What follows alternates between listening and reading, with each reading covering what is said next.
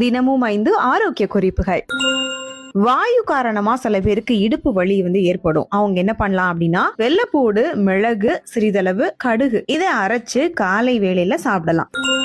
வயிற்று உபாதைகள், வயிற்று பொறுமல், மலச்சிக்கல், வயிற்றுப்போக்கு, வயிற்று வலி இது எல்லாத்துக்குமே மிளகு கசாயம் ஒரு சிறந்த மருந்து. இந்த பிரச்சனைகள்லாம் இருந்தாதான் மிளகு எடுத்துக்கணும்னு இல்ல, வாரம் ஒரு தடவை மிளகு கசாயம் சாப்பிடுறது ரொம்பவே நல்லது.